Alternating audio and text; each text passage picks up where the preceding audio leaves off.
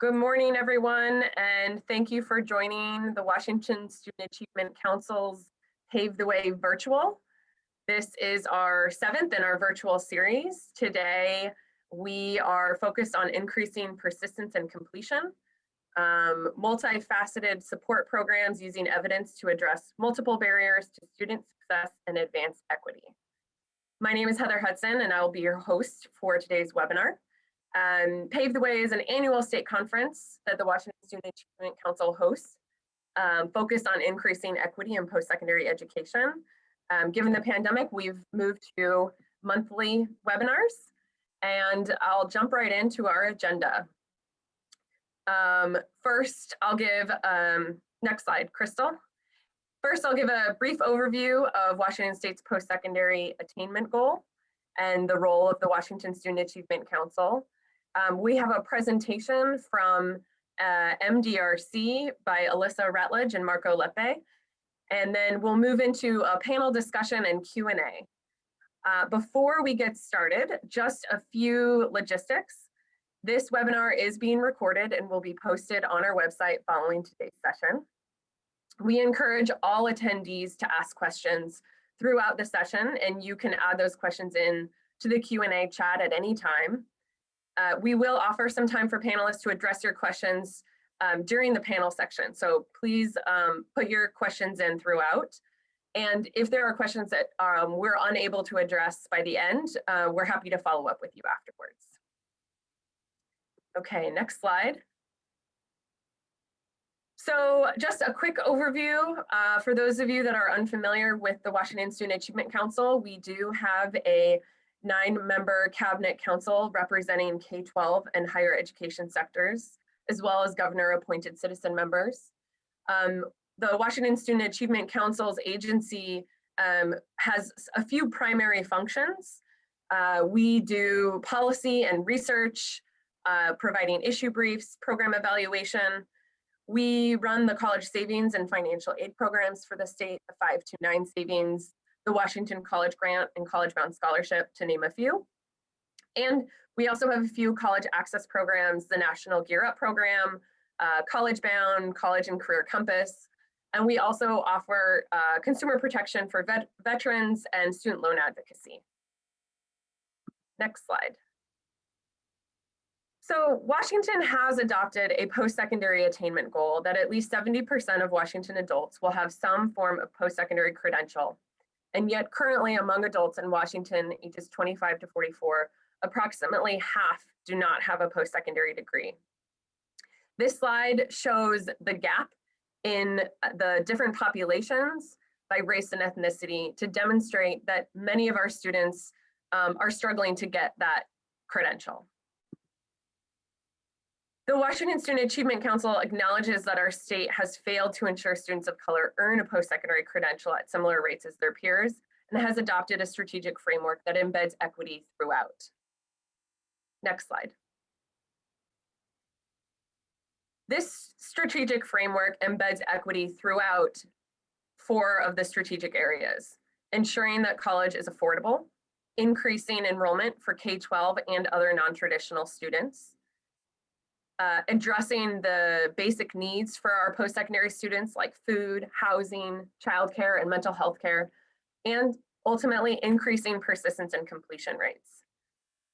So as we discuss this topic today, I invite and encourage all of you to stay grounded within our focus on racial equity throughout the state and throughout all of these issues.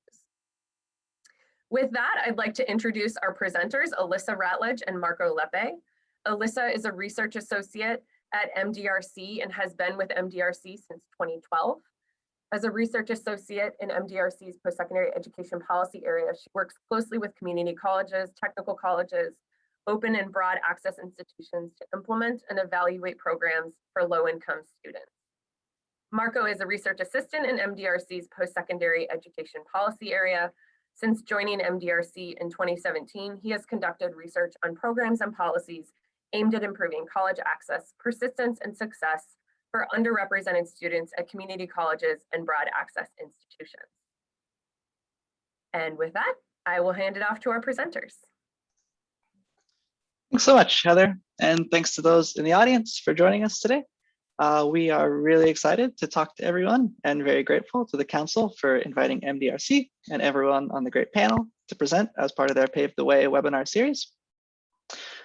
All right, so the goal of our presentation today is to discuss evidence-based research on higher education, highlighting programs and policies that have been shown to improve student success with an emphasis on equity. Before we dig deeper, we'll briefly go over the structure of the presentation. So we will start out with a brief overview of Mdrc, including our work, goals, and methods. We will then outline the serious challenges and obstacles today's college students face. After that, we will summarize the current research evidence about what works to overcome these challenges and close equity gaps. And lastly, we'll invite listeners to ask questions and have a great discussion with the wider panel, which includes experts, practitioners, and a student who can provide a variety of perspectives to further illuminate the issues discussed today. All right, next slide. So first, a bit about Mdrc. We are a nonprofit, nonpartisan social policy research organization dedicated to learning what works to improve the lives of low-income and underserved communities. The organization has been conducting studies in the post-secondary education space for over 15 years, collecting evidence about how to help traditionally underserved students. At Mdrc, we specialize in randomized controlled trials to rigorously assess the impact of programs and practices, qualitative studies to learn how colleges implement programs and understand the perspective of both practitioners and students, and program enhancement and technical assistance to improve existing programs or help with the startup of new ones, and align institutional resources and practices with the evidence about what works. And as you'll see soon, with many of our studies, we combine all these things together. Next slide.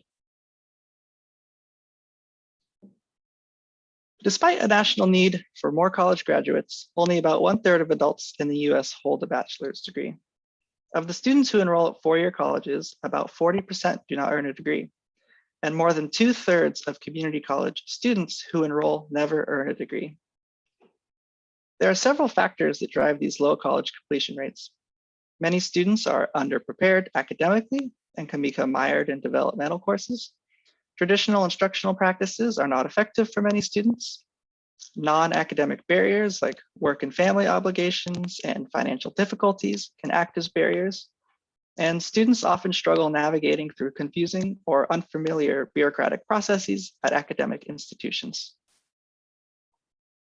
Next slide.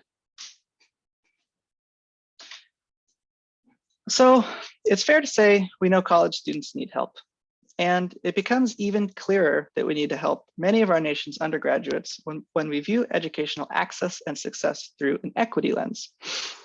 As I alluded to in the last slide, the most commonly cited three-year graduation rate for community college students is about 35% or so. And this is something we heavily focus on because community colleges serve a disproportionate share of students of color, low income, part-time, and first-generation students. But it's also really important to note that this 35% graduation rate is measured by looking at first-time, full-time freshmen. And students in the group I just listed, again, students of color, low income, part-time, and first-generation students are less likely to belong to this category than their traditional peers. This diverse group of students, which also includes adult learners and rural students, has an even higher level of need and lower graduation rates, contributing to equity gaps that are compounded throughout our society. It's important to note that these equity gaps are found at the four-year university level as well, which you can see by examining the statistics on the slide. So all this is to say, community colleges and open access universities are incredibly diverse and only becoming more diverse.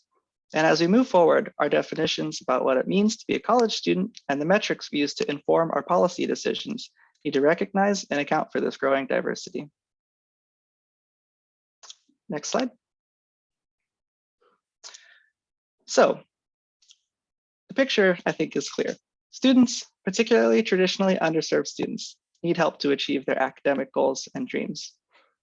That being the case, in terms of post-secondary education, Mdrc has three main goals: increase graduation rates for low-income students, improve strategies throughout the post-secondary pipeline, and reduce college equity gaps. Next slide. In order to figure out the best way to achieve these goals, Mdrc often uses a randomized controlled trial study design to research promising programs, policies, and interventions. Random assignment is among the most rigorous ways to test the impact of a research project. Under this evaluation design, students who join a study are randomly assigned by a computer into either the program group, where they receive the services of the intervention being tested, or the standard services group. Importantly, both groups of students are also eligible to participate in all other college services. Using this lottery method is a fair way to decide who will get spots in a program when those spots are limited, because every student has an equal chance of getting in, even those students who sign up for the program fairly late in the enrollment process. Compare this to, say, choosing students on a first come, first served basis. Doing this, you can imagine that you might end up with many of the highly motivated and well-informed students who show up first, while the less informed and perhaps higher need students end up in the standard services group. Next slide. On this slide, you can see a graphical representation of the random assignment process. The neat thing about random assignment is that in these two groups, you end up with approximately equal proportions of men and women, equal proportions of different ages, people with different levels of motivation and different life circumstances and experiences. All of these different characteristics are represented in approximately equal proportions in both groups because students are randomly put in one group or the other over time. And because background characteristics and circumstances are roughly the same, we can say with good confidence that any statistically significant differences between students can largely be attributable to the intervention. All right, so that's a little bit about Mdrc, what we do and how we do it. And now I'm going to hand things over to my colleague, Alyssa Ratledge, who will go into more detail about the existing post-secondary evidence base and the studies that have informed it. Thanks, Marco. Good morning, everyone. I'm really pleased to be here to share some of this information with you. Crystal, you can pop forward to the next slide.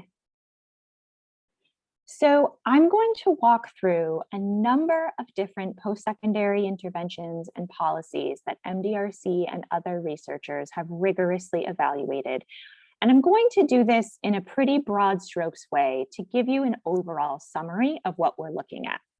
I want to reassure everyone that this presentation and slides will all be available, and for any of these interventions, way more information about the intervention and the outcomes are all freely available on our website. So if there are particular interventions or policies that you're interested in that we don't spend a ton of time on, you should definitely feel free to take a look at that or to contact Marco, myself, or Heather, and we can all make sure that you get the information that you need regarding the research. Next slide. So I'm going to start by sort of giving you a big picture of what the recent post-secondary education research says. Generally speaking, across many studies, we find that short-term interventions that are designed to address one or two barriers often have positive but pretty modest effects. So an example of this might be something that you operate for students for one semester or for 2 semesters, or something that targets only academic preparedness or only financial need. Oftentimes these interventions do have positive effects, but they're not huge, and a lot of times they'll fade over time after the intervention is over. By contrast, there are a number of comprehensive programs that integrate several strategies and are sustained over a longer period of time, sometimes as long as 2 or 3 years to get students to graduation. And these have been shown to produce much larger and long-term impacts on student success, including, most importantly, students' likelihood of graduating. So you may be familiar with some of these already. A very famous one is Cuny ASAP here in New York, where I'm based. In addition, there are many other similar programs like Bottom Line, Vita, 1 Million Degrees that are all across the country that are trying to integrate multiple components into one comprehensive program. Next slide. So the premise for these is that students face many barriers to success. So if we pull together a lot of different interventions and a lot of different research, which I'm going to walk through in a minute, you can improve student success rates by simultaneously addressing those problems. The reason that that's important is that when we think about our historically underserved and marginalized student populations, they often face multiple barriers to success, and they may face different barriers over time. So they may be facing financial aid difficulties, struggling to pay for expenses not covered by financial aid. Oftentimes they're struggling with academic preparation or transition to college. They're looking for additional coaching or advising.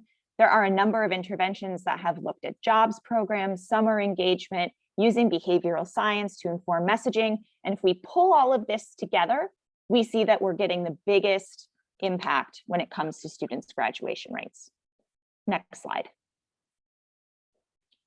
So we at Mdrc really think about this as a post-secondary pipeline. And I'm going to walk through a number of different research studies that we've conducted, starting with that transition to college, moving into student supports over time, and then circling back to how we put it all together into these multifaceted programs. Next slide.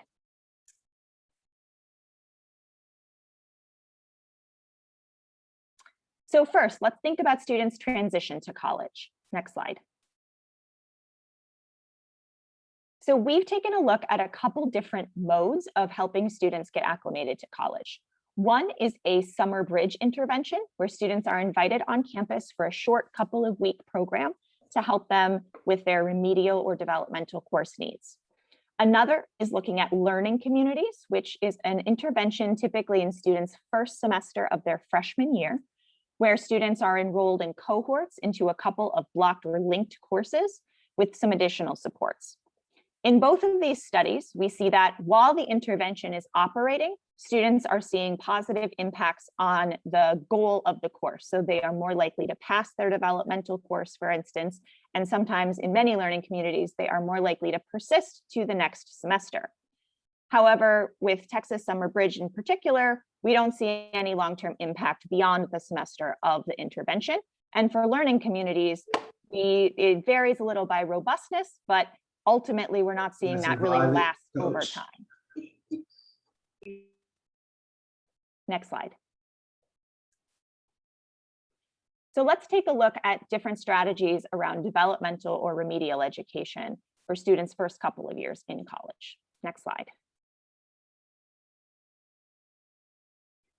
So one thing that you might have heard a lot of buzz about is thinking about how to place students into courses.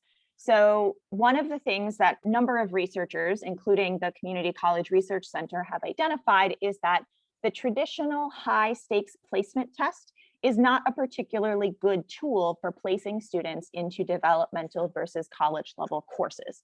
A lot of students are misplaced. In particular, they are put into remedial courses when they would be successful in college level courses. So we at Mdrc partnered with the Community College Research Center to evaluate multiple measures, which is essentially using multiple pieces of data such as high school GPA, last math course taken, et cetera, to help identify whether students would be successful in a particular set of courses. What we found here is that more students placed into, enrolled in, and completed their college level courses. So what this means is that for a lot of students who are being referred to developmental courses on a test score, they would be successful if they were placed directly into college level, which of course shortens their time to degree. So seems like a good thing. This seems to especially help in English and for students who are bumped up, so to speak, so bumped from remedial to college level courses. But like many short-term interventions, we see the effects fade over time. So over time, control group students are taking those courses, passing those courses, and catching up. Next slide. So two other strategies around developmental education we've evaluated. Take a look at how students end up in those courses. So one is thinking about pathways. So aligning students' math course requirements with their major or career interest. So perhaps putting them into a stats course or a quantitative reasoning course, rather than directing all students to college algebra. You may be familiar with the Dana Center Math Pathways. That's what we evaluated. Carnegie also runs a similar program with QuantWay and StatWay that you may have heard of. And here again, we found that this has positive impacts on the students' likelihood of completing developmental math, passing college math, and credits earned. Similarly for Cuny Start, which is an intervention where students actually spend a semester in intensive developmental courses and prep to essentially try to complete all of their developmental needs in just one semester. Again, we see positive impacts on students' college readiness, credit accumulation, and a small impact on graduation rates.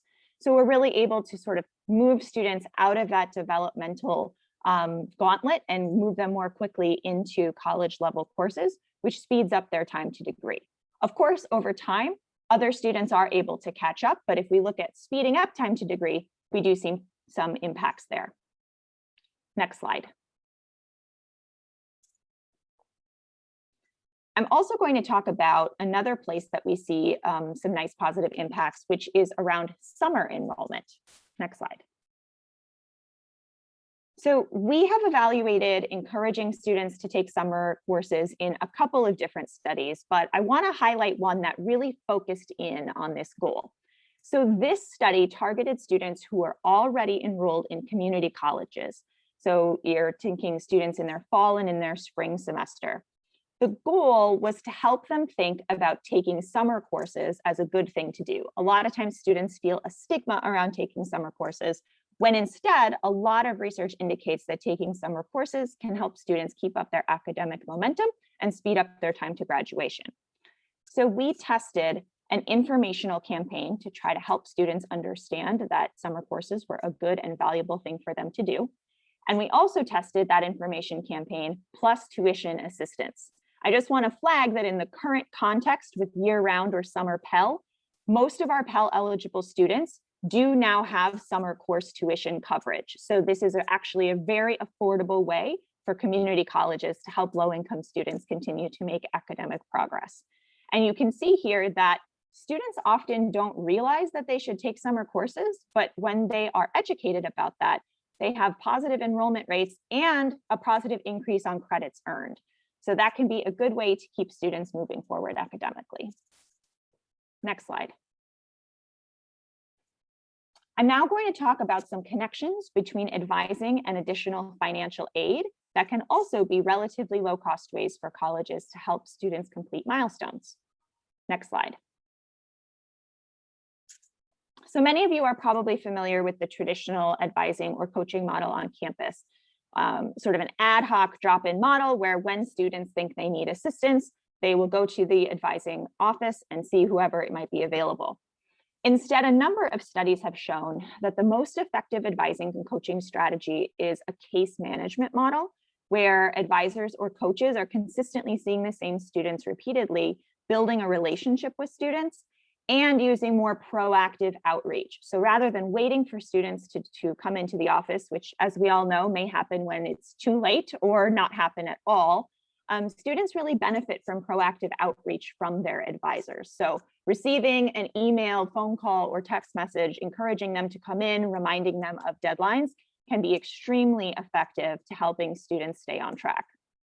In addition, we've tested a number of different strategies around tying additional financial aid to certain milestones. So again, this is additional financial aid. It's not conditioning Pell or state aid on those completions, but providing additional financial incentives to things like enrolling full-time versus part-time, attending meetings, completing courses, can really propel students to complete those milestones and build trust between them and their advisors.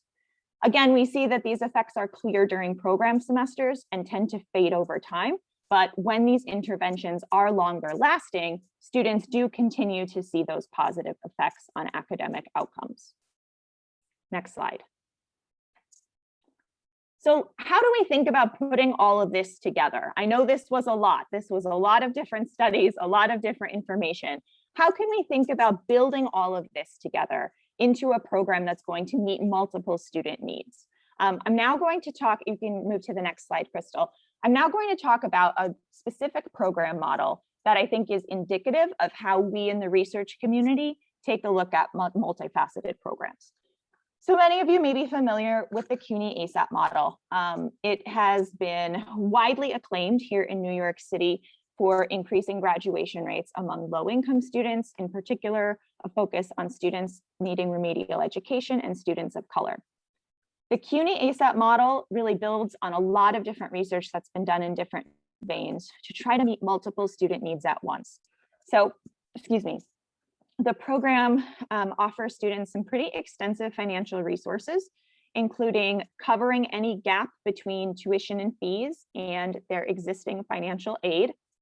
Now, relatively few students fall into this category. Most of our students in New York City are receiving full Pell Grants, but for those students who might have a small gap that would prevent them from enrolling, that tuition is waived. Students are also given textbook assistance to help cover any textbooks or other supplies that would be out of reach for them to afford. Perhaps most salient, students who participate in the program are able to receive a monthly Metro card, which allows them to take the subway all over New York City. This is extremely valuable for students, particularly low-income students who might otherwise struggle to afford a monthly Metro card, which I believe costs around $112. So it can be out of reach for some low-income families, but obviously makes a huge difference for their ability to get around the city to school, work, home, etc. In addition, the program provides some clear structured pathways. Students are required to enroll full-time, and in their first year are given blocked or linked courses, in some ways mimicking that learning community strategy I mentioned. Students are also encouraged to take winter and summer courses to keep them on track academically. And this does really help a lot of students stay on track or pass a class that they may have failed in the past.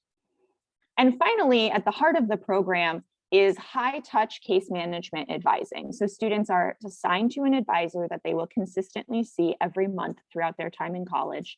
The level of intensity does vary based on students' overall level of need, and that may be an academic need, it may be a personal need if students have a semester where they are experiencing some personal turmoil, for instance. Students are also participating in career services, in tutoring while they're in remedial courses, and participate in other cohort building and camaraderie building activities early on to build friendships with other students. Next slide. So CUNY ASAP has been shown using a randomized controlled trial conducted by Mdrc to nearly double the 3-year graduation rate. So the control group's graduation rate at 3 years was 22%. And for students in CUNY ASAP in the program group, that has increased by 18 percentage points up to 40%. This is among the largest impact on graduation that we or other researchers have found in experimental studies. Next slide. You can see here that when we break it down for students, this is also a strategy that we can use to shrink achievement gaps, because the particular students of color and non-traditionally aged students, so that's mostly older students, students who have children, et cetera, are really well served by the program, and it does substantially increase their graduation rate as well. Next slide. So one of the common questions that I get a lot is, ASAP happens in New York City, a super unusual place. Could ASAP work in another state with a different student population, in a place that doesn't have a subway with a Metro card, in a place that looks a little bit different? So we partnered with a couple of community colleges in Ohio to test out that question. Next slide. So the Ohio program model is very similar. There are obviously a couple of changes that were made specifically to account for their context. So like most places, they do not have a robust subway system. So we replaced that monthly Metro card with a $50 per month gas and grocery card, something that students felt would be salient to them to help with transportation or help cover food.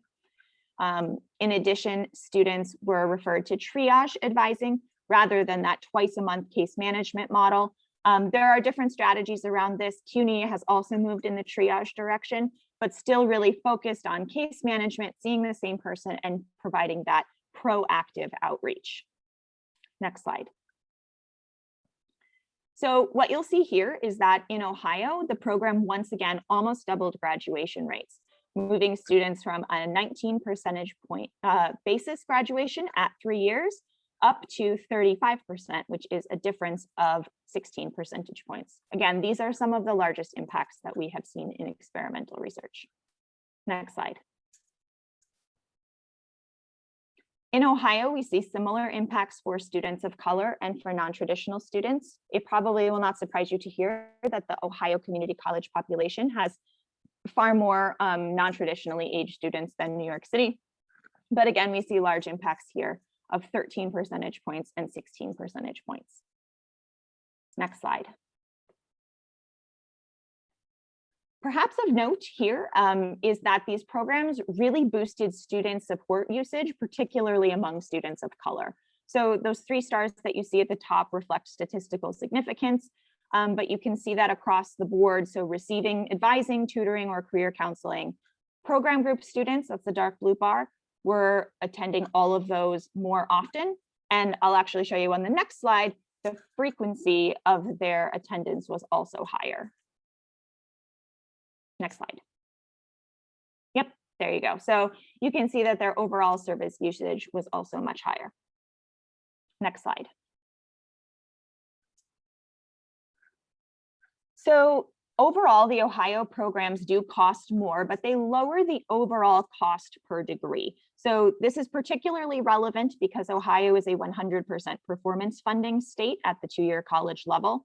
You can see that the cost per student was higher, but you're getting an overall lower cost per degree. So what that means, next slide, what that means is that it does require a larger upfront investment. So in CUNY, it's about $3,400 per student per year. In Ohio, it was about $1,800 per student per year.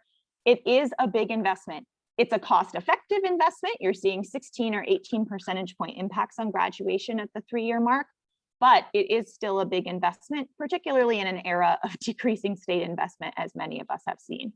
Now, that may change if we see some further federal investment coming down the road this year, but I know it can be difficult to think about those big upfront investments.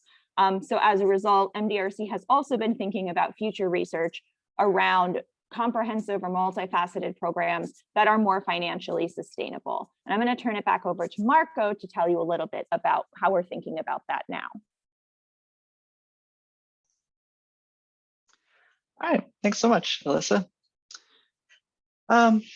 So as difficult as it can be to put the right programs and policies in place, we do have a fairly solid evidence-based understanding of some of the ways we can best help students.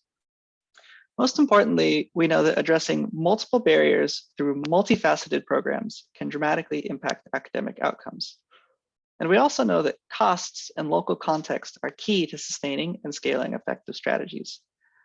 With these key findings in mind, Mdrc has created a new intervention called Success. This stands for Scaling Up College Completion Efforts for Student Success. The goal of Success is to build low-cost, highly effective programs to integrate multiple evidence-based strategies and dramatically increase 3-year graduation rates for low-income and underrepresented students. Success combines the most effective student success components and uses existing resources to create lower-cost programs that are more likely to be sustained and scaled. Next slide. So the idea behind Success is that it combines evidence-based strategies, like the ones we learned about today from all those different studies that Alyssa went over, into a cohesive model and provides these services to students for multiple years. The heart and soul of the program is the coaches. Success coaches have a caseload of up to 150 students, which is actually fairly low in the grand scheme of things. They are tasked with proactively reaching out to all students in their caseload, including the students who may shy away from reaching out for help. The second component of Success is monthly financial incentives tied to meeting program requirements. This typically looks like a $50 gift card that students can use to cover things like food, gas, or books. Now, in the evaluations of ASAP and ASAP Ohio and other comprehensive reforms studied by other researchers, students consistently named the advising and monthly incentives as the 2 most important pieces of the program. And that's why we sort of emphasize those with Success. Students often say they came for the incentives, but in the end, the advisor is truly who helped them persist and succeed. The third piece is focusing on full-time enrollment and providing support for at least 3 years. In both ASAP evaluations, all study students all said they were willing to enroll full-time. So that's students in the program group and the control group. However, without the program support, a chunk of students in the control group quickly dropped to part-time enrollment. So while full-time enrollment may not be a universal solution, we know academic momentum is critical, and we know we can help more students succeed in a full-time context by providing them with the right set of supports. Additionally, all programs use a management information system to support program management. The system allows coaches to quickly identify students they haven't met with yet that month and reach out. It allows program coordinators to quickly see whether coaches are on track to meeting their participation benchmarks. And data is reviewed weekly, monthly, and semesterly to identify and address challenges as they arise. And finally, colleges are thinking about and planning for sustainability and integration from the outset of program implementation. Next slide. One of the really exciting things about success is how closely state agencies have been involved with the project.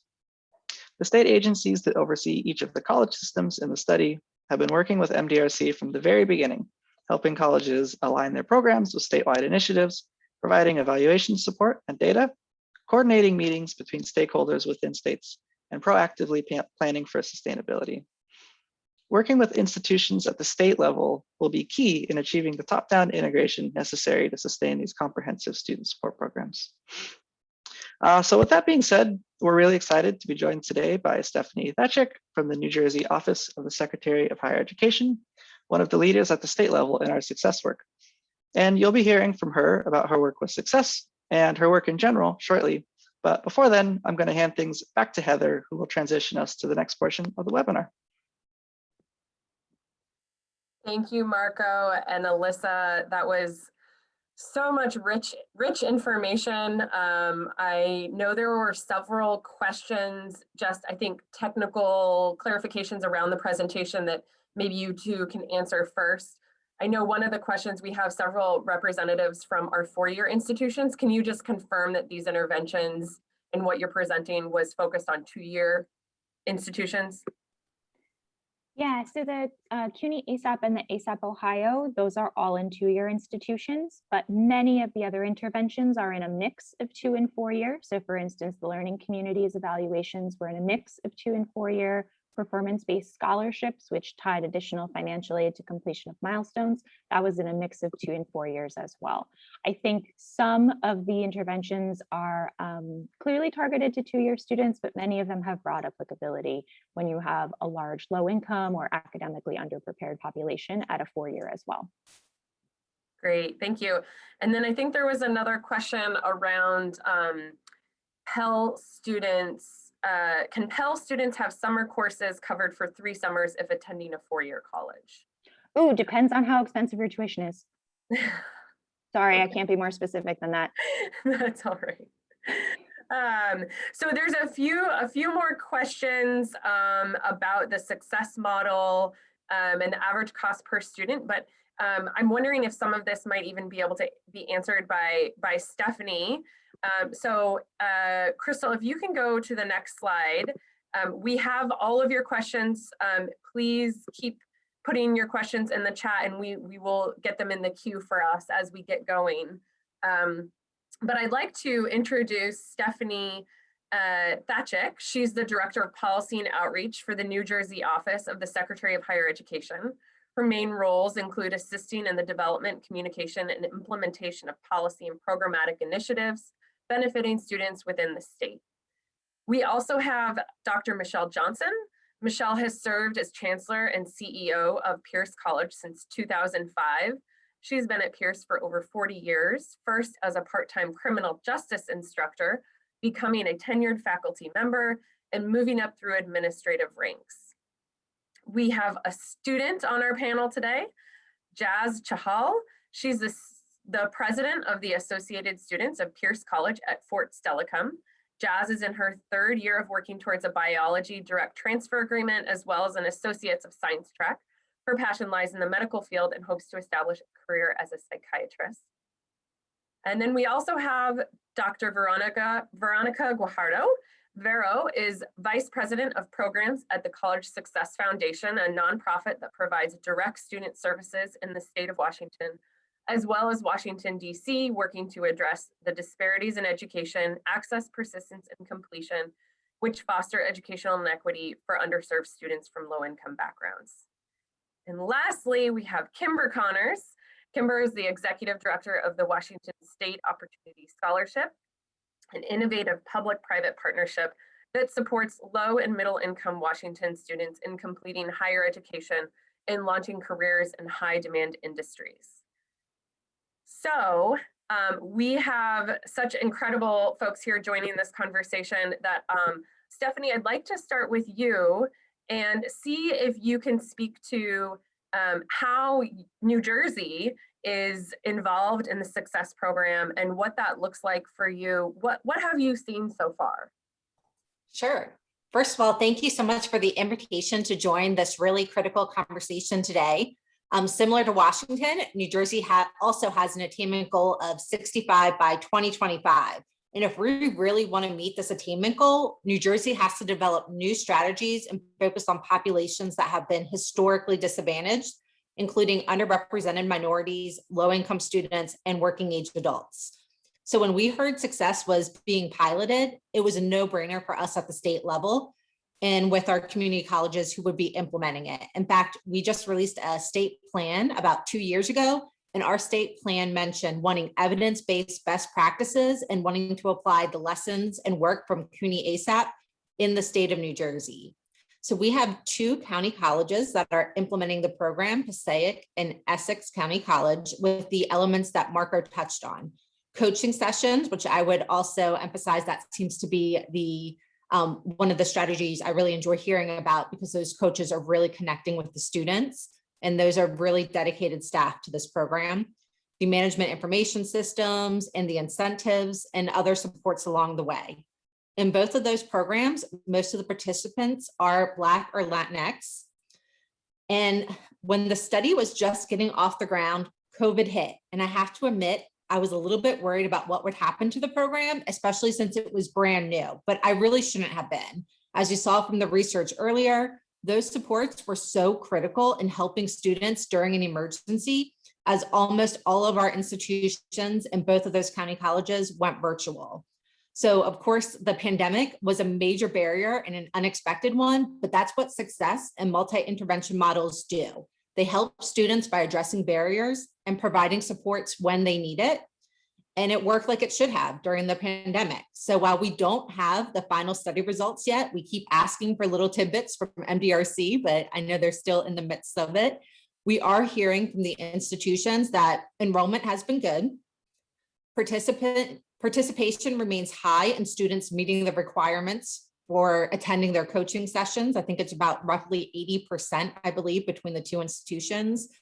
And persistence and retention between semesters has also been pretty high. So the program, again, has adapted. They were able to even adapt those strategies to go virtual with their virtual coaching sessions, virtual gift cards. So I think we were really excited to have that program, especially during this time. And just like everyone else, I know our institutions can have initiative fatigue when they get a new program or they might see it has competition. And we have a couple programs I just want to highlight real quick because they've integrated really well with the Success program. First, I would say both institutions at the institutional level have guided pathways, so they can utilize that with their coaching sessions and working with the students. In New Jersey, we also have the Community College Opportunity Grant, which is New Jersey's version of the Promise program. And students with an adjusted gross income of $0 to $65,000 get tuition and fees free. But the state recognized that that comes with a need to build institutional capacity and provide student success grants to the institutions.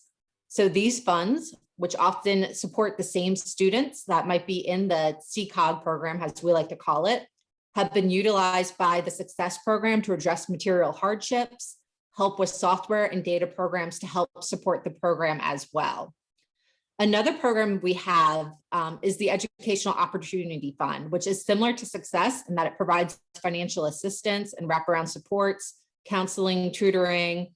And at our institutions, these programs lined up to support and help with recruitment since resources are often limited.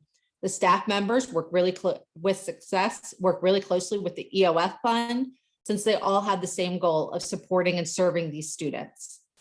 And then another thing I would just add is we are using federal CARES funds to launch a grant in which institutions can utilize funding for multi-intervention models and for student success to help those that have been hit the hardest. So I think overall, I'd say the program is going well and being met with support. We are just all eagerly awaiting the evidence and working on the sustainability of the program. I think we are hoping to see how we can utilize it with part-time students, because we do have a large population that attends part-time. And at the state level, we're really excited to share what's working, since it's an important element of our state plan, and hoping to share the word with all of our institutions, both 2 and 4 year. Great, thank you, Stephanie. I'm going to bring in 2 questions that we've got in the chat around the Success program that either maybe Stephanie, you, or Alyssa or Marco could respond to. There's a question around where the coaches reside, nonprofits, the college they're attending, or navigational platforms. And then the second question is around the average cost per student in the Success programs. So I'm happy to start with where the coaches reside for New Jersey. They are with the institution. So they do work for the institution. We're hired by the institution through the Success program. They do also, with the Success program, kind of have, in addition to the coaches, there's also kind of a support team. So I know that one of the things that we've been working with the institutions are, who are the institutional supporters who work directly. For example, admissions, enrollment, and financial aid are also helping the coaches in helping to get the students, but there's also a larger community team as well. But those positions are within the colleges. As for cost, I know Mdrc has been working with the institutions to kind of do some cost estimates and costing it out to kind of see where's the break-even point, what does it look like a few years down the road. I don't know that I have that specific information. I don't know if Alyssa or Marco have anything to add there in regards to cost.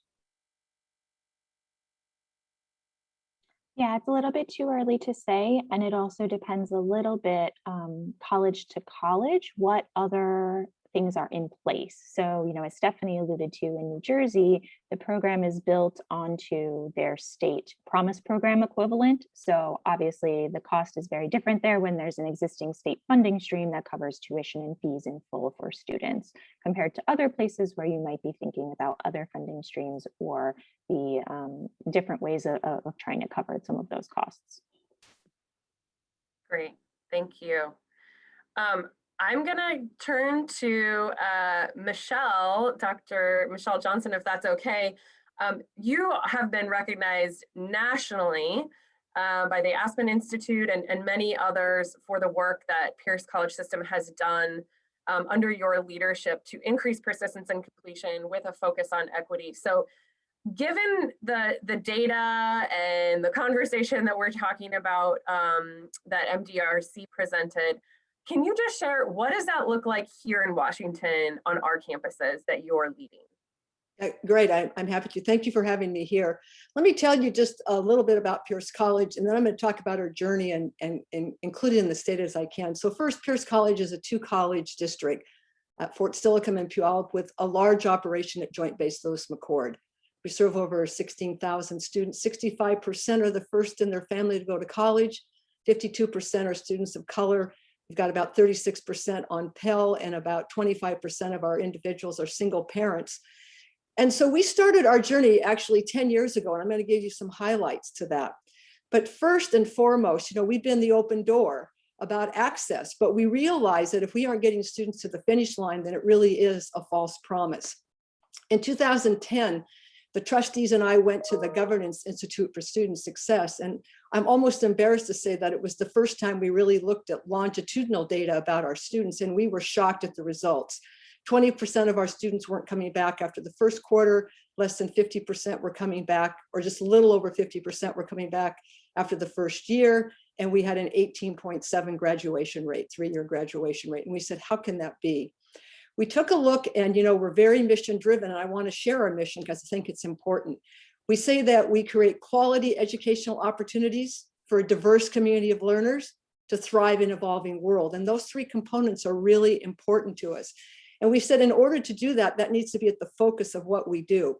We joined Achieving the Dream in 2012, which is a network of colleges across the country that are really focused on student success.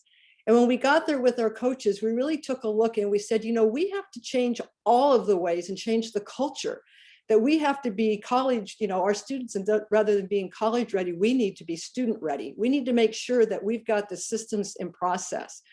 And so with that, we actually had 40 different interventions, and we don't call them initiatives because we think that means they're going to go away. And in these interventions, we had some commitments to that as well, is that they would be scalable. They're not going to be little small programs here and there, that we wanted to be able to scale across the institution or the population that was going to be impacted by that particular intervention. And we started from start to finish. We have mandatory advising. We created a college success class for all incoming students. We looked at math and English and the ways that developmental engagement. We added tutoring and supplemental instruction. And so we started making these significant changes, and we made a bold goal of increasing graduation by 2020 to 45%, which would be about 120% increase, and to close our equity gaps. So we started down that road and we did this work. And I have to tell you that it's iterative. So in addition to being mission focused, it has to be data informed. And so we have a whole array of Tableau data points that we're looking at, and that we call it democratizing the data. Our math faculty actually asked for this. We take every course by faculty, by mode of instruction, and we just aggregate the completion rates by every student demographic that we have. And that way, and everybody sees everybody's data. And it's not a finger pointing, but it's really about, look, where are there pockets of success? And faculty can help each other figure out what's working for them. So that's been a really important piece of sharing data. And then the third key element is really being equity minded. And so what does that mean? And that's been iterative as well. Where we started and where we are now is very different. We were fortunate in 2016 to be one of the 30 colleges selected in the nation to participate in the guided pathways with AACC and the Bill and Melinda Gates Foundation. It was a rigorous 2-year process of going through work. We also were later grateful to be supported by College Spark here in Washington and our legislature that put in guided pathways. Well, what is that? You know, it's 4 key pillars. It's really identifying the path. So our students said, I don't know what a meta major is, but I know what a career pathway is. And so that's what we call them. And we have 6 of these. And then we've put all of our courses and our maps within those. The second pillar is getting students on the path. And so that is that process up front in terms of the college success and a mandatory coaching session and advising session that they stay with both a success coach and they have their faculty advisor. And then you want to keep them on the path. And that's the part that's really difficult, is how do you do the holistic part of the students? And you saw a lot of data that's already been shared about, you know, all of the needs they have, from tutoring and supplemental instruction and financial challenges, transportation and childcare. And we're trying to look at that whole complete piece about how to really deal with the student. And then the final one is assessing the learning. And so making sure that they've got the knowledge, skills, and ability to either transfer, because we're a large transfer institution, or to go right to work. And so those are the elements that we've looked at. And each time, though, we haven't allowed those processes to go off into a separate place. They've all been grounded in mission. So we talk about relentless pursuit of mission, and we say it everywhere we can, and we try to talk about what it looks like. We also use Starfish, and we're implementing that, where one of the earlier slides that you saw is the way in which our faculty can put in kudos and flags, and we can begin to see, and we're just now really getting into the implementation stage of that. We also knew that, you know, we've actually redid our math, and it got some changes that we wanted developmental math, but we're now again grateful to College Spark sponsoring us through a co-rec model. And so we have eliminated the high stakes placement test. We do multiple measures, and we are implementing guided self-placement for our students in both math and English, and that we are fully integrating co-rec in all of our math courses and our English, because what we're trying to do is not have a student go into developmental education, that we want to give them the confidence and the support that they can be in a college level course if we give them the supplemental piece, the co-rec extra instruction goes on right there to remediate anything that they don't have to do the college level work at that point in time. And then, you know, we're working on fully scaling that across the institution. Can a student still go in developmental? Yeah, they can, but we really try to encourage them not to. We did some changes in basic skills as well, but I won't go into that piece. We also knew that we had to really up our game on what we meant about equity. And that's been difficult. And so in in the face of Black Lives Matter and the George Floyd killing, we took ourselves to the next step and said, what does it really mean? And then we said, we have to become anti-racist, not just non-racist. We have to be anti-racist. And what does that mean? We said that we need to lead with bravery, care, and purpose. And that what that's saying is that we have to interrogate all of our systems and processes, including ourselves. And we have to admit that white supremacy exists within higher education, and that it's keeping our marginalized and our minoritized students out of success, and that we need to look clearly at how we are pulling back all those pieces. So we have done a retreat with our Black and brown men. We know that when we looked at our data, that our biggest gaps are in African-American males and single parents, and that access in general, and you saw that data shared, is that men in general aren't coming to college. And so we're trying to figure out how to work with that. One of the things we're doing is this full community engagement piece, where we're trying to identify with our K-12 partners, our university partners, and our community-based organizations, how do we reach out and use individuals within the community to mentor our students and to give back into those communities. And we're part of the Washington Student Achievement Council's work on the Washington College Grant and how to get that information out, not just to graduating high school seniors, but to our adults in our community, because Pierce County lags even the state of Washington in terms of individuals who have a post-secondary education. And it's really rolling it all up, and it's being the willingness to say we're about pursuit of mission, we do it with data, and we do it in an equitable way, not equality. It's not about being everybody the same. That's hard for some people to go, what do you mean we're not going to treat everybody the same? And we've moved our money. That's the other important piece. We have a very open, elaborate budget process that involves our union faculty and classified unions, and we take it to our shared governance process, with Jazz you'll hear from sits on. That's really letting our students see it as well. We got amazing students, and they're part of this work in trying to help us be more successful. So those are a lot of the things that we've done, and we have a whole lot more work to do. We did on 2020, what's the end of the story? We didn't get to 45%, but we got to 38%. And that's over 100% graduation rate increase.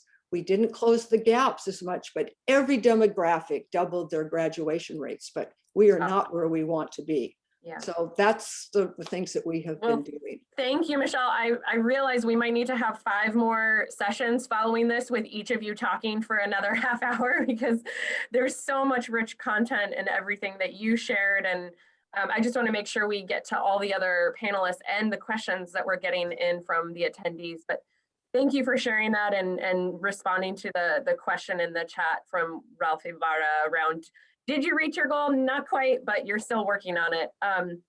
I want to catch on to something that you mentioned around that you're, when you look at the data, you recognize you have a lot of transfer students. And that perfectly ties into our student here, Jazz, who you are, if I understand, about ready to finish your direct transfers associate degree to transfer to a 4-year. So congratulations on almost finishing.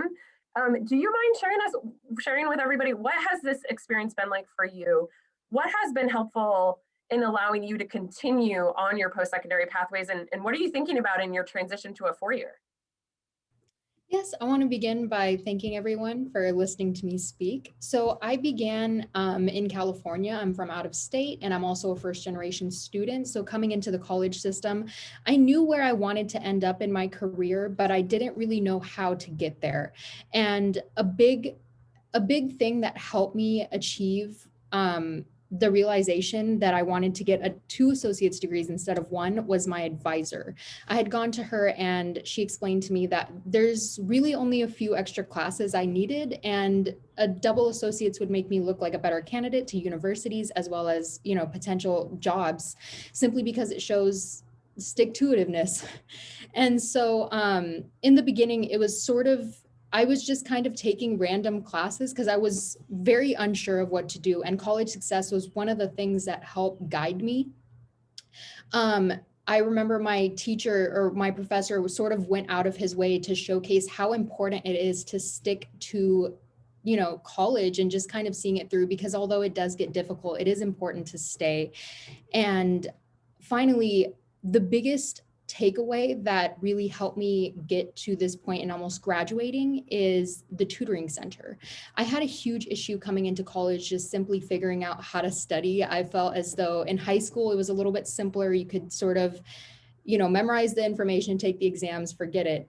And college was not like that. So I would go to the tutoring center and connect with a tutor, making sure that I was understanding the material and, you know, able to apply it in the future, not just for right now. Going forward as a transfer student, it was kind of difficult at first, but I've had amazing advisors who helped me apply and figure out everything that I wanted to get across to my potential universities that I hope to transition into. So I think we have a few K-12 folks on our call today. I heard you just say maybe you didn't feel totally prepared for college. Is there something that you wish you would have gotten in high school? What do you think would have been more helpful to you in high school to have to prepare you for college? I think one of the programs that was discussed a little bit earlier on, giving people sort of a sneak peek as to what college is like, because I think when you're in the process of transferring to college, you sort of go around wondering, you know, how difficult is this course load going to be? And a big key in the self-sabotage of college students is, I believe, just not having faith in yourself because of that lack of community and that support system to be there and root for you. All right, K-12 people, hope you're taking notes. And I hope all of our four-year institutions are ready to grab Jazz as a new student. Thank you so much for sharing. I'm gonna move over to Vero. I think that this ties in nicely. You know, College Success Foundation, I think, is so uniquely positioned to provide a lot of what Jazz just spoke to, that readiness, the like advising that is maybe a little bit more comfortable and informal and, you know, not lots of different divisions. Can you share a little bit about how your organization approaches the idea of not just getting students to college, but that persistence piece? And what does that look like for you all on a day-to-day basis?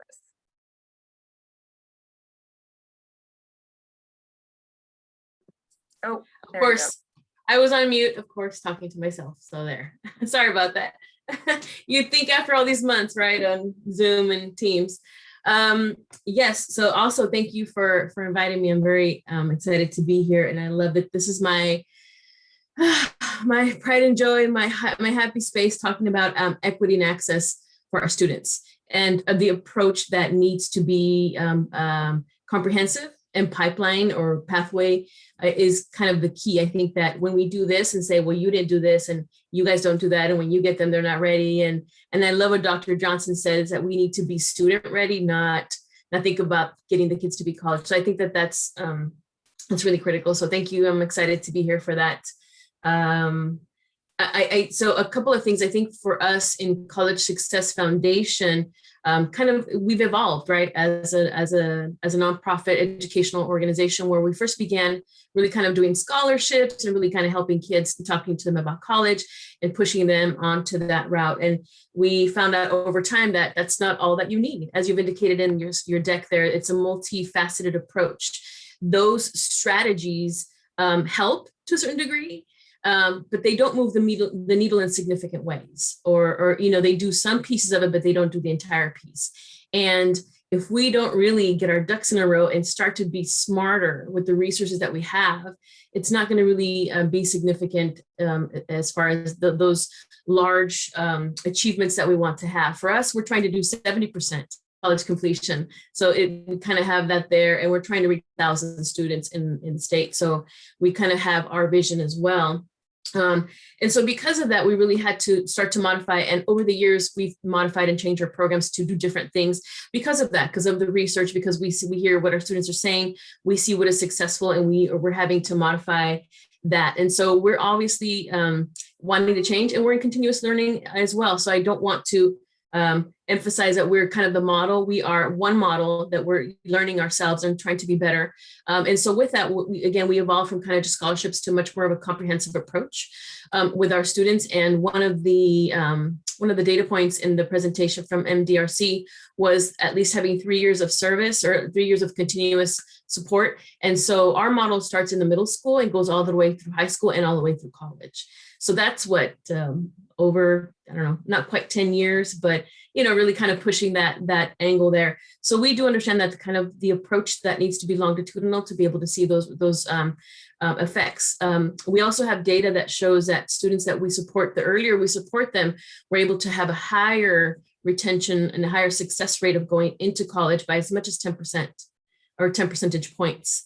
And so if we're able to work with a student in middle school, in through high school, it's a 10 percentage points higher of them going into college. So even our own data is showing us that the more we do kind of that whole span of the pathway, is much more impactful for our students. And so that's something that we're having to do to really kind of dive deeply. And we're not in all places and all, in all spaces. And so for us, it's the challenge of resources, right? So how do we find those resources to be able to have that and to be able to serve students on a larger scale?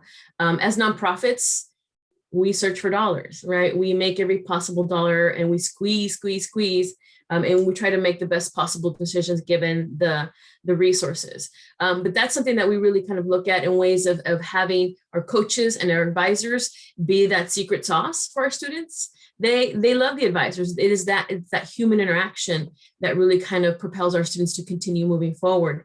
And it hasn't been easy with the pandemic, right? Especially with that very relational approach to our students. And so that's been I think not just for us, but I think for a lot of folks as well. So it does point to us wanting to think about other interventions that are much more encompassing of other kind of successes that have been kind of shown here in the deck.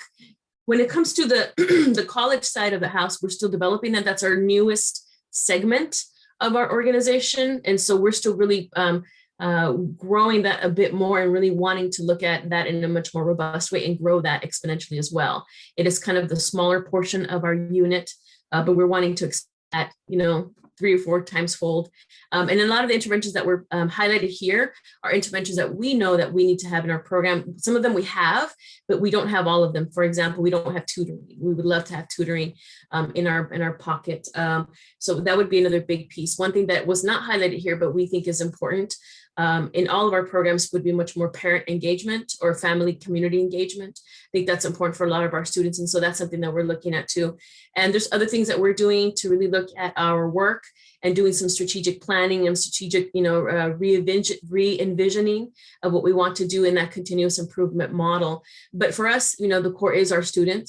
And we do have direct student services, but we also have network or network approaches and statewide initiatives with our WACAN and our NCAN programs as well. So those help in kind of capacity building, working with larger institutions, helping them to help students in that way as well. Because, no one can reach that level of number of students in the post-secondary education. So we need to be also strategic in our partnerships and remember that we don't work within our own selves. We need to be better partners, better collaborators to really address this in a very, I think, smart way to really be able to move the needle on those issues. And then finally, I think one of the things that really, as was pointed out again by Dr. Johnson, we stated and we're working towards very hard, really becoming an anti-racist organization. And that's not just a bumper sticker, we have a statement, but we're operationalizing that in very concrete ways through our board, through our training, through our professional development.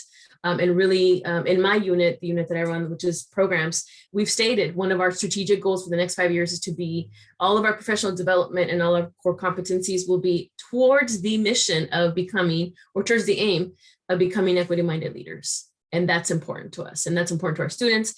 It's important to our community because being anti-racist is not a bumper sticker. It is not just a checkoff. It is a stance. It's a place. It's a continuous improvement. It's a continuous goal moving forward.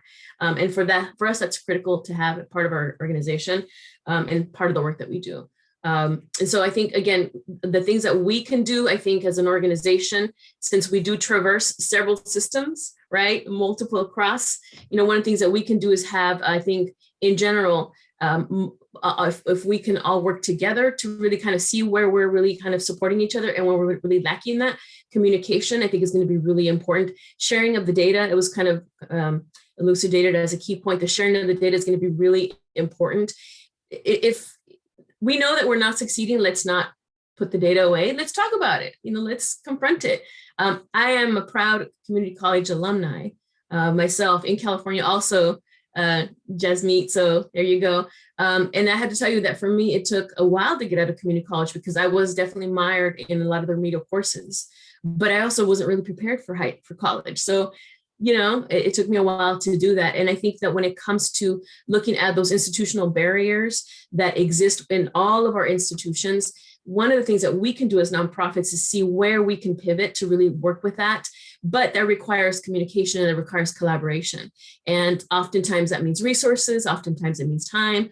And who has time? Because we're all so busy, right? So we just do our own work and we kind of get on the hamster wheel. So it's a big challenge, but it's not something that we cannot endure and we cannot dive into. And I think forums like this really help us cross-sectionally kind of look at our work in a very intersegmental way. Thank you, Vero. And before I go to you, Kimber, just one follow-up, Vero. You all work, I know that this presentation and we have Michelle Johnson, so this has been a little bit more focused on CTCs, but again, I know we have a lot of four-year college leaders here. You all do work with students that are at a four-year institution or a two-year institution, is that correct? Yes, both. And is there any, if you had to like give us a bullet point to say, is there value in still having this conversation to understand the four-year persistence and completion? Oh, absolutely.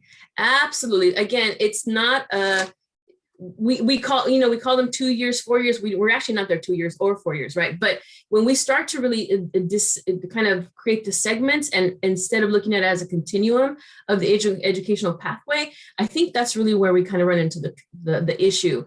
For example, when we have students that transfer to four-year universities, that's another system that they have to work with, right? And we have transfer shock. There's a lot of data on transfer shock and what that looks like, but the data also shows that after the student is able to get over transfer shock, their academic achievement actually is on par, if not surpass, those of their native colleagues. In other words, native meaning those students that came in directly from high school into the university. So yeah, I think that that's definitely the case. Thinking about centers, when I first came to Washington over 10 years ago, and I kind of did an assessment of really looking at the transfer data, because that's some of the programs that I was working with, it was pretty shocking. Like it was not very high. Students did not feel very supported. And this is no dig at our system. It's just a fact that that's what we're doing. And that's one of the reasons I had the job was to try to look at those barriers. But our students, when they do transfer from community colleges to universities, it's a whole different ballgame. And some universities have invested resources, either transfer counselors, transfer centers, much more in kind of intensive approaches to reaching transfer students. It's a very different population and it's ever changing. And unfortunately, some do better than others, right? And I think that, it's a smart way to get to think, very concretely. Students, when they transfer, are often ready to take those kind of college level courses just to complete their actual degree. So it also saves, it saves, I think, time for the student in that approach, but it's also, as you've indicated, is one key lever to really leverage educational equity and access, especially for those of us that went to community college, and our community colleges were very, very diverse. And then when we did transfer, you're the only one that looks like you sitting in your class, right? And that's extremely intimidating. It's very scary. So having those supports there are equally important, not just at the community college, but that whole continuum. And let's not talk about grad school, because that's yet another area, but it is equally important. Yes, absolutely. Yeah. And the more we can think holistically for our our students, the better, because they're wanting to go through the whole path. And that's what we can do, is think more holistically with them. Thank you. Well, that perfectly ties in. I'm actually going to take one of the questions in the chat to have you, Kimber, key off this response. One of the questions was, what interventions have been successful in assuring that instructors, educators, and administrative faculty are proficient at coaching in culturally competent ways? So, Kimber, if I can to like let you take the mic and maybe start with leading and responding to that question as it integrates with what you all do at the Washington State Opportunity Scholarship. Sure. Thanks so much for having me today, Heather. So one thing, I'll just give a little quick grounding of the Washington State Opportunity Scholarship, or WSOS, for anyone in the room who's not aware. We started as a state program, a partnership really between private and public industry, where the state committed to matching every dollar that we raise privately. We support students with flexible financial aid dollars as they are pursuing high demand degrees in Washington State. But we've really expanded over the last decade that we've been around to just being about the financial aid component for students, to recognizing that they really need comprehensive supports to make sure that they're not only reaching the finish line of completing their degree program, but also successfully launching into their career. So really we've moved forward with two signature programs in our flagship baccalaureate degree program that I think feel particularly relevant. The first one being that we have a scholar lead program where students in their first and second year are paired with a third or fourth year upper class mentor who can really help them navigate the college campus, who provides that peer support of someone who looks like them, has a lot of their same lived experiences, and can help them navigate the campus. A couple of things that have been really critical about the success of that program.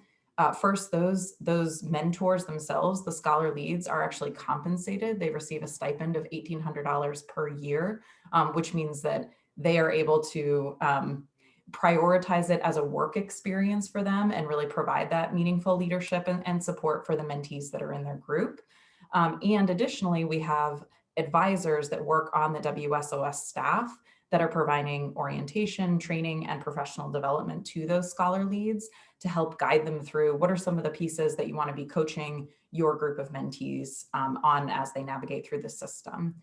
So that's been really important, I think, in not WSOS coming in and replicating some of the great services that already exist on campuses, but really helping students understand the resources that are available to them, find access to those, and also have, as I say, a peer mentor who has navigated that exact same system as they have.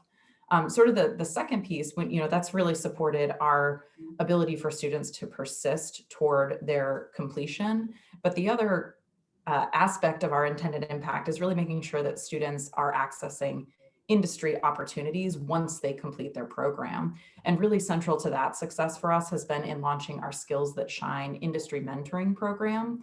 This year, we have more than 800 mentor-mentee pairs.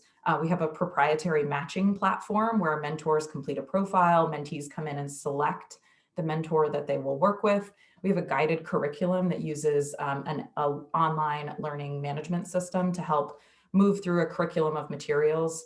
And really the basis of both of these programs is recognizing that for WSOS as a team of 27, we can't be the individual relationships connectors for all of our students. We simply don't have the capacity to provide that scaled support to our nearly 5,000 students enrolled across the state.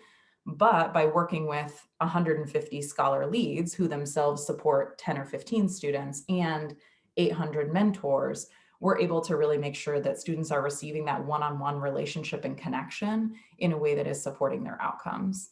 And I think that that's really driven and seen and borne out in the data that we've seen in the first year. Of our currently enrolled students, about 7 in 10 are students of color. 2/3 are first-generation college students.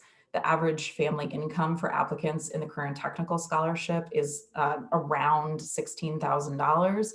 For the baccalaureate program, it varies between about $35,000 and $40,000. So these are students that are coming from really disadvantaged backgrounds who have historically been the furthest from educational opportunity. And yet our students are twice as likely to graduate in 4 years when compared with their peers. When they first get out into the career force, they're earning 14% more that first year after graduation. And within 5 years, they're making twice what their families were making when they graduated. So I really think that for us, it's thinking holistically about our pipeline and our laser focus around that college experience into career launch to make sure that students are receiving flexible financial aid that can cover up to the cost of attendance, so things like food, housing, childcare, plus the peer supports to make sure that students understand how to navigate campus and successfully complete, And then finally, making sure that students have access to the social capital and are really building relationships with industry professionals who can help them find that first opportunity after college. But as others on this call have said, we try to recognize that we cannot be the only component of a student's experience. And so we really strive to connect to existing resources, partnering with folks like the College Success Foundation, working with the community college system such as Pierce College, and making sure that students understand what's available to them, where we can just fill in the gaps and really be the connectors to all of those great components. Thank you, Kimber. I know somehow we only have 9 minutes left of this session today. So I'm gonna ask Crystal, I know we've had several questions in the chat and I think some of our panelists are responding to some of them, but Crystal, can I lean on you? I think we had a question around New Jersey, so go to Stephanie. Yeah, absolutely. So from Ralph Ibarra, what is the best method you have used to engage the employers from the prominent industry sectors in New Jersey to support the program in multiple ways? So I'd say it's still early in the success program. It's very new, but we are developing a sustainability plan at both the state and institutional level in which we're identifying employers that we want to connect with, make sure that they're informed about the success program and that they're kept updated as well, and see it has a comprehensive approach that's part of both the state vision and the institution's vision. So again, still a little bit early on, but we also see our students as great champions of the program that we hope to utilize. And again, recognize that we do need to build out that employer strategy in connection there with success specifically. Yeah, and Kimber, I don't know, since this is really up your alley, do you want to add anything to like locally how that looks for you all? I'll be honest that I was adding a comment to Ralph's question about culturally competent in the chat. Could you ask the question one more time? Well, also a question from Ralph was around engaging employers from prominent industry sectors to support the multiple pathways. So, your model is so unique in that you're working with industry while the students are in college, and that success rate of employment after graduating and completing for predominantly students of color is so impressive. How do you get industry on board? How do you get them to say, yeah, we'll hire these students? Yeah, absolutely. Thanks for repeating the question. I was going for the culturally competent question and missed the next question. So in any case, I think that really what has been successful for WSOS is having private industry on board from the beginning of the program. And part of that really is embedded in the design of WSOS, that we are supporting particularly high demand degree pathways, particularly in STEM, healthcare, and trade programs that are necessary to employment across the state. So I think that employers really see the necessity of this program from the business case. So there's a real excitement and energy around filling gaps in employment that they have been recruiting from out of state, out of country to fill. Particularly in the last year, where there's really been this national reckoning on racism, I think companies are also starting to think about not only filling those seats, but making sure that we're filling those seats with diverse talent that represents the rich breadth of experiences of folks across our state. And so when industry partners see the students in our program and can recognize that they really do represent that variety of intersectionality of how experiences come forward, be that from racial diversity with that 7 in 10 being BIPOC students, also rural representation as we have representation from all across the state. Employers really see, I think, a way to advance their need for talent and their need for diverse talent and advancing their DEI initiatives in working with WSOS. One thing that I also think is really helpful for those employer partners is that they can see themselves supporting us, not just with money, which I think a lot of nonprofits, that's kind of the way for the partner to get engaged, but they can also participate by getting their employees involved in the mentorship. We also invite employer partners in to do essay reviews. So we have lots of volunteer mentors that contribute that way. And we also have a sort of a growing industry insider program where we work with industry partners to advertise work-like experiences, be those internships, full-time job opportunities, and we'll actually help push those out to students that are in a particular career path, if that's of interest. So I think that what we've really heard from industry partners is there's just this clear business case to get involved, in addition to wanting to be involved in their community and supporting a really worthwhile initiative. And I think that companies really welcome that opportunity to not only give financially, but to really feel the real impact of their contributions and have their employees engage with their work in a really meaningful way. Thank Can I you. just Sorry for add, catching you. Sorry. I Oh, go think ahead, there's- Alyssa. I think there's still a lot for us to learn in this space too. So I think that if we can continue to have these conversations and generate more knowledge, I think there's so much to learn. In particular, one of the big questions that we see is around intersectionality, right? Of students of color who are older returning adult students, or students of color who are women entering a male-dominated industry, or students of color who are from rural areas. There's so many facets of this that we still need to understand in cultural competency. So I would encourage us all to keep having these conversations, particularly in the employer space, where they may be going into an environment that looks very different and maybe less welcoming than the college. Thank you, Alyssa. Great comments. Crystal, do we have any other questions from our attendees? Yeah, absolutely. So from Martha Holman, can panelists say anything about which of the reforms seem to be most meaningful towards student credit accumulation and completion? The individual supports, tuition, coaches, flex funds, etc., or the institutional changes, creating guided pathways, block scheduling, etc., and which are easier, harder to implement? Who wants to take that one?